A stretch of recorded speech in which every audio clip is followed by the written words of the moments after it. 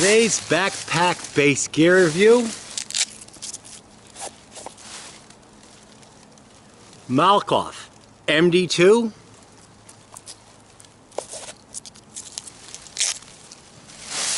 Stay tuned.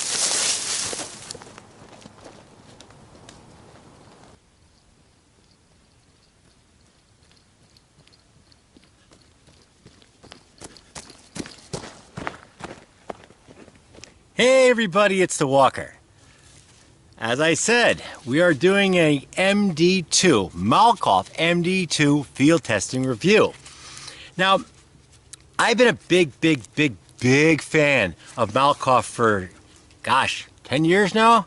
And the reason is that, one, American-made product. I like that if I can get a product made. Not that I have anything against foreign-made products, but I like when I can get, like, you know, American-made stuff, small business. It's like one guy operation type thing. I really like that. It's kind of like Kifaru. Well, Kifaru, Patrick Smith has got more than just Patrick Smith working for him, but the same idea, small company. Also, we got tons of gnats around me, and that means it's spring. So I guess it's spring up here on Review Mountain.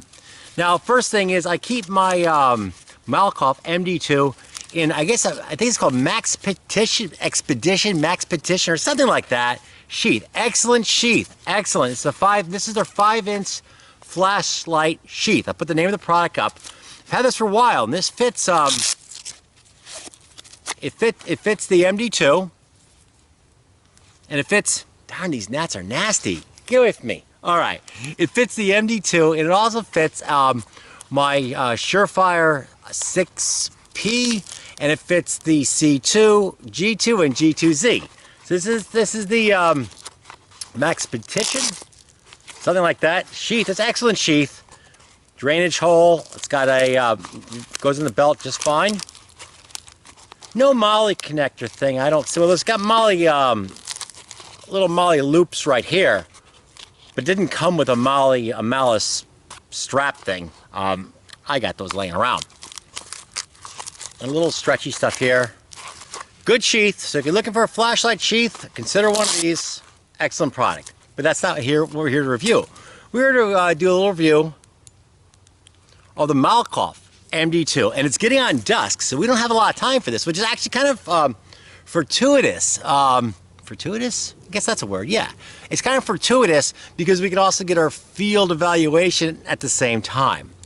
Now, the Malkoff, and this is the Malkoff, it's an MD2 made in the USA. What it is this one has something called a high-low ring in it. And what it is it gives you the ability for high, twist it, low. High again, low. I think that's pretty cool. The way it works is a very simple mechanism. Actually, I'll show you like this. First, take the batteries off. I got this running off a Keep Power 1865 3400 mAh. God, look how thick that aluminum is on that. That is a monster. It's a Malkoff drop-in.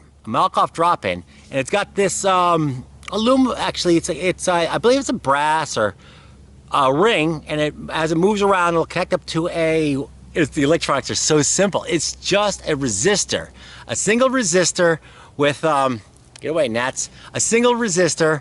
I don't remember the specs on the resistor. So that's basically you twist it, engage, release it. That's how it works. Very simple. And if you notice, there's a Malkoff potted drop in there.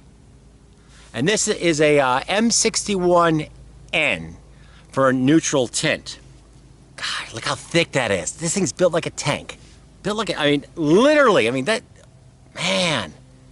That's pretty impressive. Of course, it has a big fat O-ring too. Big, huge fat O-ring. It's pretty nice. Pretty nice. Look at that, nice smooth threads. Gosh, that's so nice. Battery goes in. Nice clicky too. Very nice clicky. I added this part.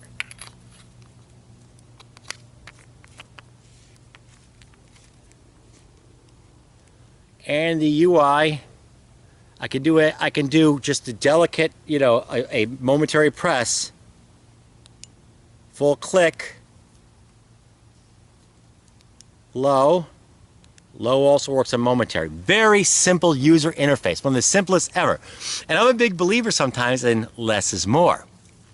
Now, funny thing with this flashlight, whenever I go to buy something, I go to you guys first. I go to YouTube and I check, and I didn't find. I mean, Malkoff products. It is kind of in some ways a niche thing, but I didn't find. You know, you can usually find like Malkoff drop-in reviews. I only found a few reviews on this, and none of them were actually in the woods and in the field. It was kind of a weird thing because a tool like this begs to be out in the woods, out in the trail, hiking, fishing, hunting, or whatever. Yet I couldn't find any review like that. So it's one of the reasons why I'm doing this review. Plus, I love to support small business whenever I can. I'm not gonna lie to you though, this is an expensive flashlight. It kind of hurt to pay to put out the kind of money I did for it, but I think it's worth it. And one of the things that makes it worth it is this flashlight, put on low, is every part can be replaced or even field fixed by the user. It's user serviceable. This little tiny window, which you can see right here, this is acrylic, and if I want to, I can simply pop the window out and replace it with another window. So it's not like I have one flashlight and I scratch the glass up on it and that's it. There's nothing I can do about it. This, I can replace the window. The switch, you can get parts online for it. You can replace all the parts there. Another thing, if you take a look, there's a spring there. We're losing our light, but as I said, that's kind of fortuitous for us because we're going to be able to use this flashlight on the hike out of here. And there's a spring here. And this battery is going to be between two springs. So impact, boom, boom, boom, boom, boom, boom, boom, means I could use this on my rifle. And if I drop it, it's less likely to break simply because the battery is cushioned both sides with a spring. So that's pretty neat. Gnats. That's pretty neat.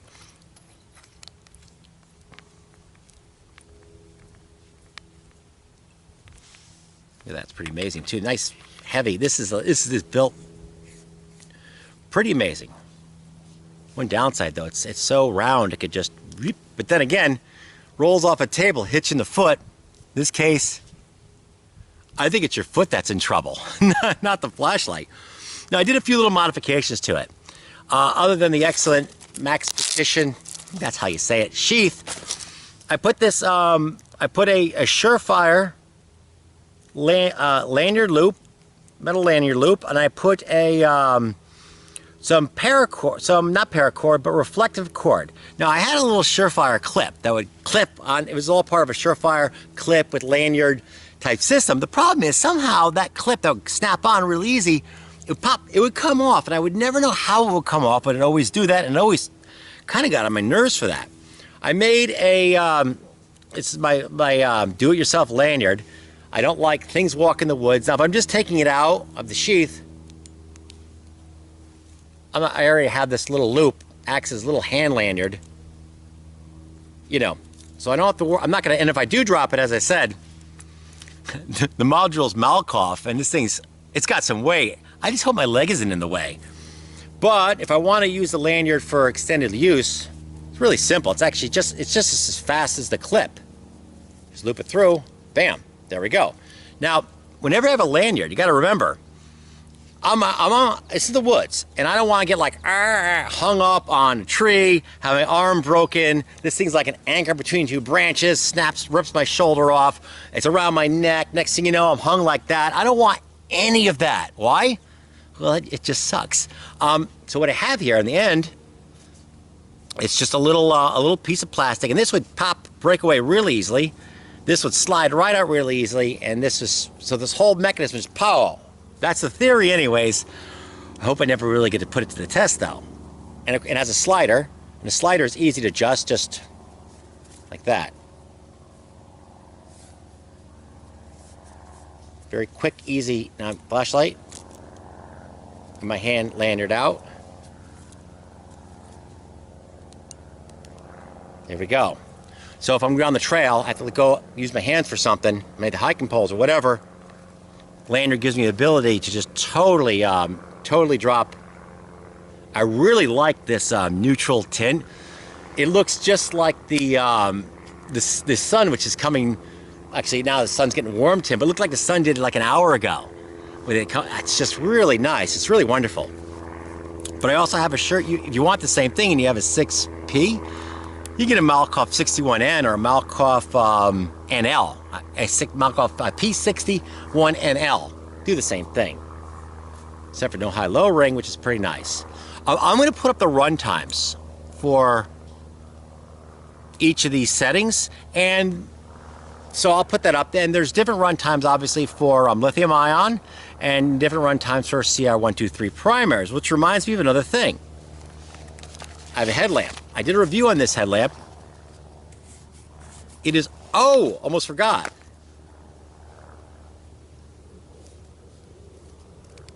Lockout. I love a lockout. I absolutely love a lockout. So that's a cool feature. Speaking of locked out, this was locked out. I have a headlamp. One thing I like to do though, when I carry because obviously you can see the sun's coming down. So if I'm going to be out hiking at night, I usually have a headlamp and a flashlight, one of each. In case something goes wrong here, I've got this here. Of course, in a review I showed you this could actually do both roles, but I want two separate devices. So if you take a look at what this headlamp has, lithium-ion battery. Okay, that's cool. What does this have?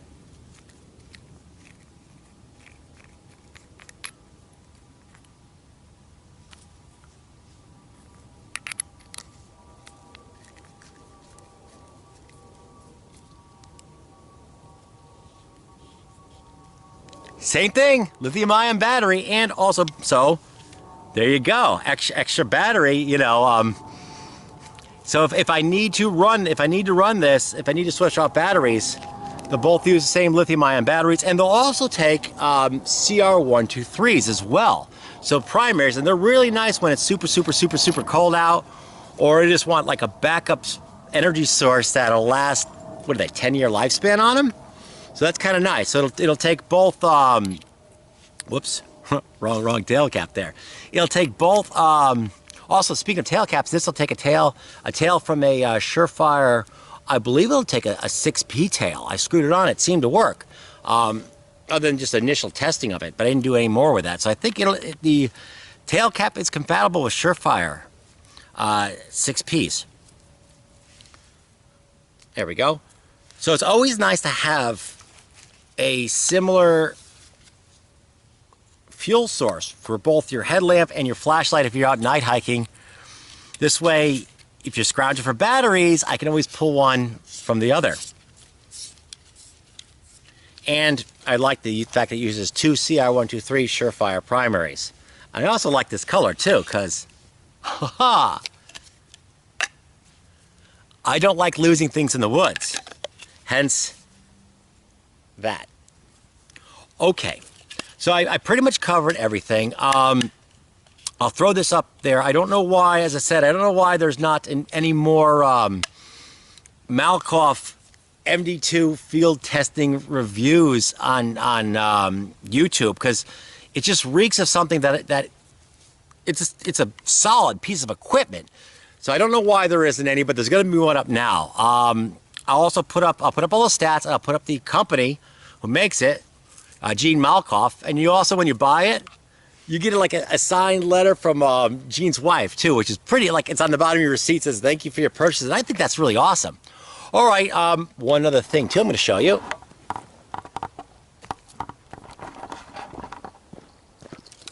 It's spring. It's spring over here on Review Mountain. See that?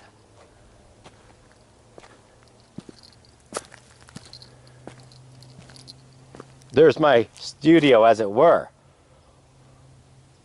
All right, we're going to keep on the hike, and when it gets dark, we're going to return so I can show you the actual field use part of this review.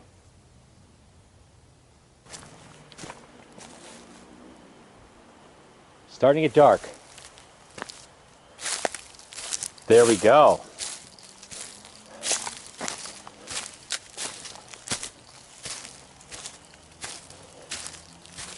This dusk time is actually kind of a tricky time if you're hiking, because it takes a time where like you can sort of almost, you can just about see there's a rock there, but not at the same time.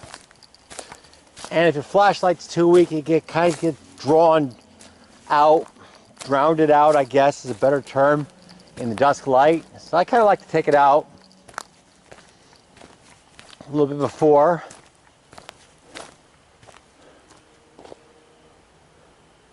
Another 3 minutes, it'll probably be, I'll be stumbling around a little bit. Nice moon though coming up there, very nice. As I said, click on, click off. Then of course,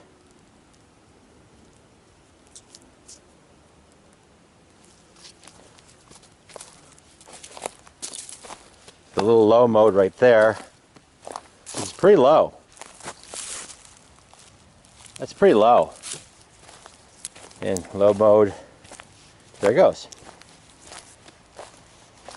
And of course at the momentary, but we'll leave it on.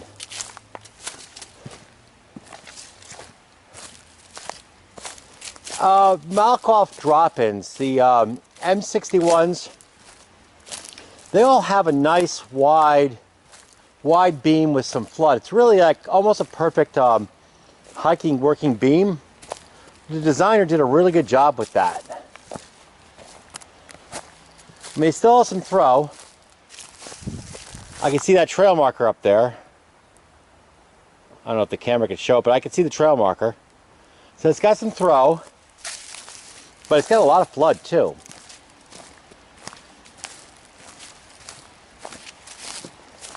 And when they're sold, a lot of the Malkoffs, you get like M61, then the M61L, M61LL. And each of those designations is for lower maximum output. Malkoff drop-ins, by their nature, at least if you get the M61s, are single mode. The drop-in, this MD2 with high-low ring gives it the ability to have multiple modes. And that the whole single mode thing goes with the logic, less is more, less to go wrong. And in here is a full power M61. Whoa! It's kind of annoying. little tiny rocks right there. The stuff under the leaves that you can never see.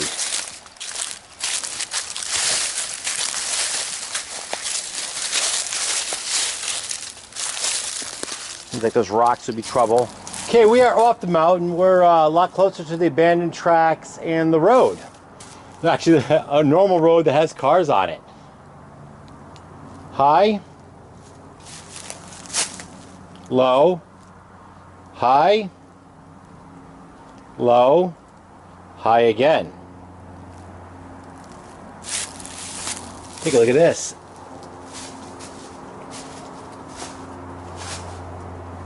There we go.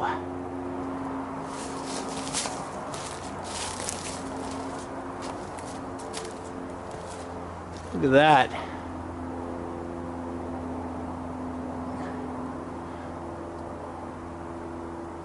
Maybe one of these times I'll film me going off that with ropes. I've done it before. Rappelling.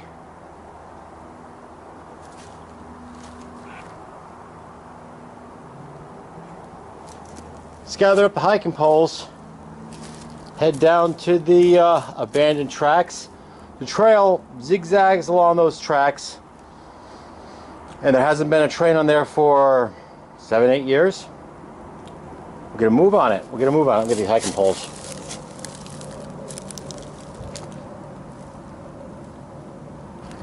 I doubt it can show up, but there's the typical glowing eyes on the tracks, and there he goes. Probably a fox, something like that. Hey, maybe an opossum. All right, he's gone. Kind of curious what it was. We'll keep on moving.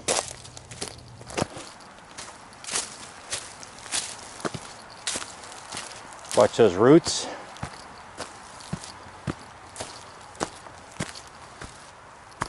It's kind of nice though, having a flashlight that you have a high degree of confidence could survive a drop. That little resistor I was telling you about in the high-low ring, that's potted in some kind of epoxy, so it won't break.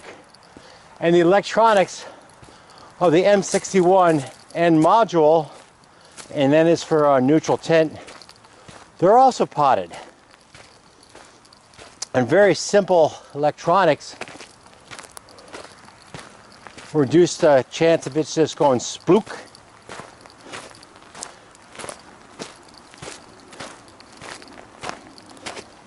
It's kind of like having a nice knife that you know it's going to work, and you don't have to worry about it breaking on you, or it's like that kind of reassurance type thing. I see the reflector.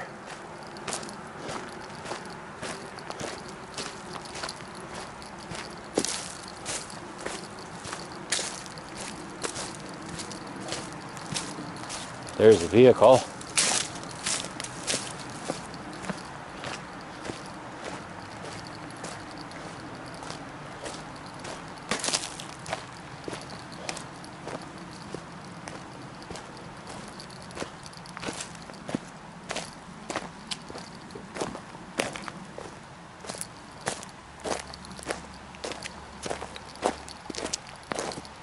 And there we go. There we go. We are back. We are back. And I suppose that will conclude the MD2 review with some field evaluation as well. Excellent. And as always, thank you very much for watching. Don't forget to subscribe and hit the like button if you liked it. If you don't, well, I can't make everybody happy, I guess. And thank you very much for watching.